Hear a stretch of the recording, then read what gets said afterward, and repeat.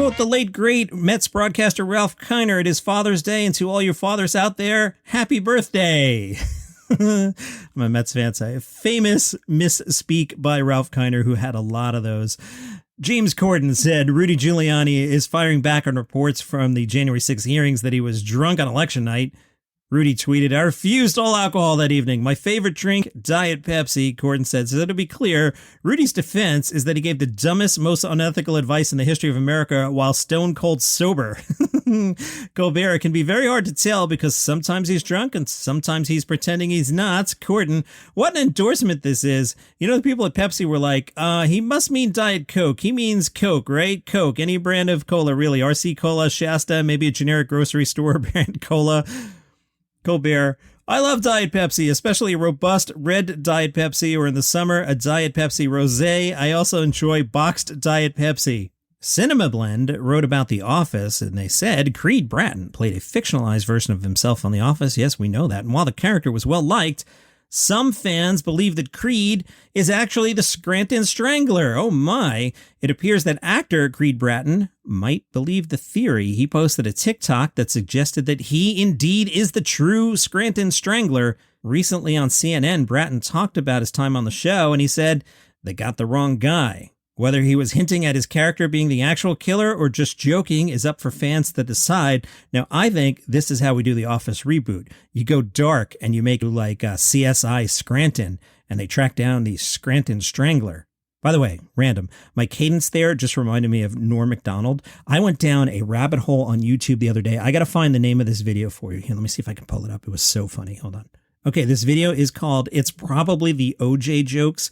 It's 34 minutes of Norm Macdonald at the SNL news desk doing OJ jokes. And I watched about 10 minutes of it and I was loving it. I just couldn't do 34 minutes in a row. I'm totally going to go back to it. But it just, no matter what the joke was, he would go back to OJ. There was one that was Prince Charles has a new memoir. It's called OJ is a Murderer. And every joke was kind of like in that style. Very, very funny. Check that out. Where were we? Oh, I was making CSI Scranton. That's what I was doing. Some people think the Scranton Strangler was Toby. Paul Lieberstein, who played Toby, went on to clarify a detail about the Scranton Strangler that might have been lost on some fans. Paul said, it was never quite mentioned that the Scranton Strangler wasn't a murderer. He would strangle you until you passed out. Lieberstein told PopCulture.com it would be really fun if he got the opportunity to do a spin-off series either about the Scranton Strangler or just about Toby's post-Dunder Mifflin life. Lieberstein has an idea what that looks like. Toby found himself another little HR gig where probably nothing lasted quite as long, maybe bouncing from job to job. I'd watch. The LA Times talked to Tom Segura. We're going to have a lot of Tom Segura in the next few days because he's out hawking a new book. They asked him about cancel culture. Segura said, I don't know if you felt it, but I feel like the tide is shifting. Not everyone's in, but people are figuring out that you don't have to pay attention to certain stuff. You can completely disregard a lot of the blowback of people being upset. You just keep saying what you want to say and keep going while ignoring the rest of that noise. In my book, I had to preface it by saying I'm being serious so people know I've always liked being around any artist, whether they're literal painters, actors, or writers. I always try to encourage them because I think the arts are so important and I love consuming art. Sometimes when you're like, why am I doing this? Nobody cares. I've been there in a basement. I digress. Hearing something or reading something when you're in those times can be a boost, so I just encourage people to keep going and say, hey, Johnny Mac, I love the podcast on the Daily Common News Facebook group. I hear you, Tom Segura. The LA Times said, hey, you mentioned on your podcast that you're shooting some shorts. Are they based on chapters in the book? Segura said, they're not. I wrote these shorts, and what I ended up doing was shooting 3 of them, so now I'm making my own episode of television. I spent an effing fortune doing it, an absolutely insane amount of money. I did it because I wanted to make it. It's cool to me. It's a huge undertaking when doing it on your own. I think it'll be done late summer, early fall, then I'll be looking to put it out some way in October. Katt Williams was on Vulture's Good One podcast. The question, do you have any advice for a person who wants to try comedy? Katt said, yeah. No one pays you other than the audience. That's your allegiance. If you're funny and the audience has told you that you are funny, you find out what it is that they think is funny about you and you service them to the best of your ability. If a joke may not be funny, try it anyway. If it's not funny enough, make it funny enough. You're writing these jokes. If you're at a point going, okay, bam, funny, and you're stopping, you're the creator. You're supposed to stop at that punchline, then go further. Try to figure it out. Now, if a person hears this, how would they take it? Okay, well, a smart person hears it. What would they say? What if a racist heard it? What would they say?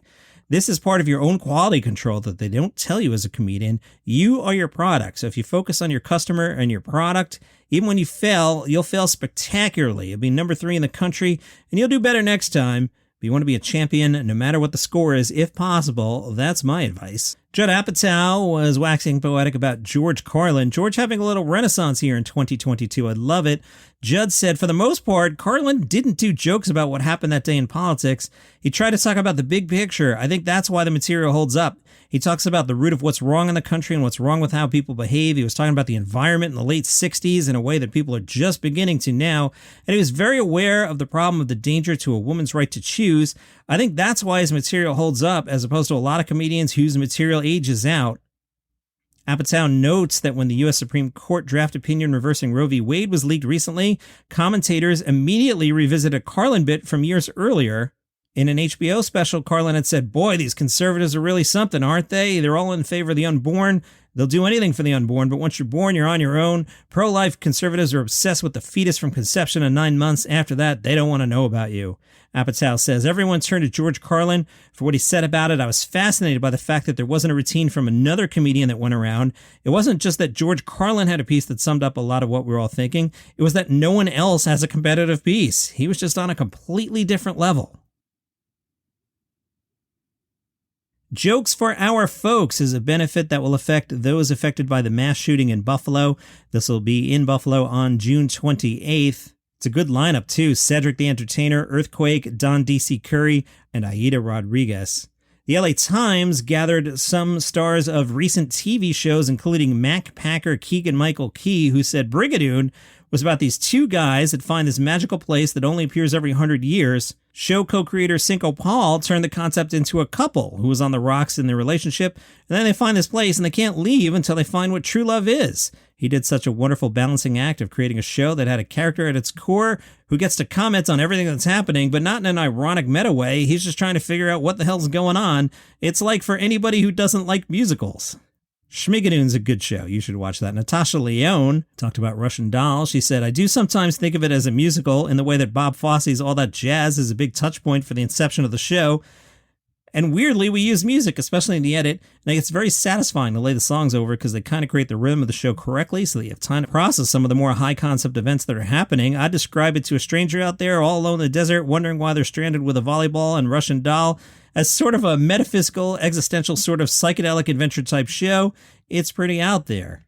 Greg Robinson talked about Killing It, which is about a guy who's broke, then decides to enter a contest sponsored by the state of Florida.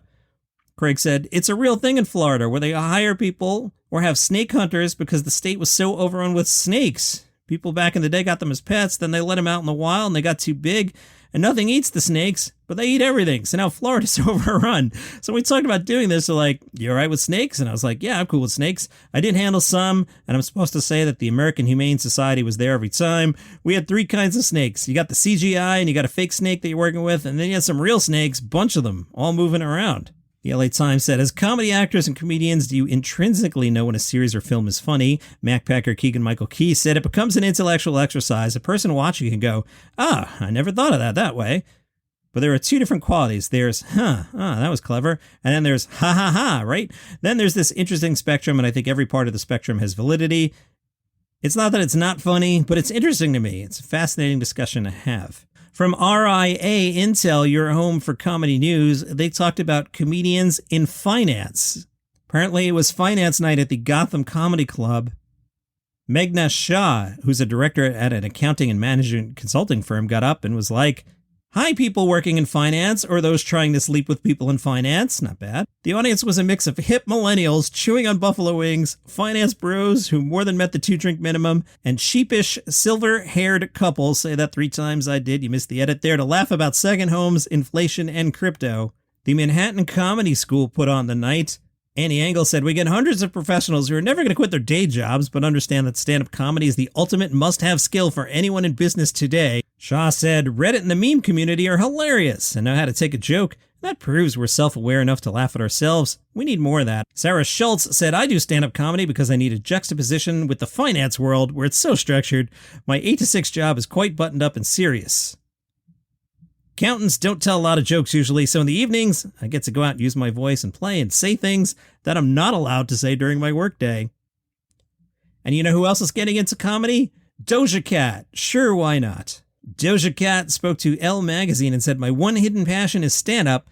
I get nervous just like anyone else, but it feels like it could be a natural, fun thing to do." Enjoy your Father's Day. That's your comedy news for today. Follow the show for free on Apple Podcasts, Spotify, wherever you get your shows. Become a premium subscriber on Apple Podcasts, $5 a month. I keep forgetting to tell you, the first month's free, so you could try this out and be like, oh, I like that. Or you can go like, that sucks, and go back to listening this way. I'm not the least bit offended, but if you try that out, $5 a month gets you early releases, and those releases are commercial free. Or you can buymeacoffee.com/dailycomedynews. See you tomorrow.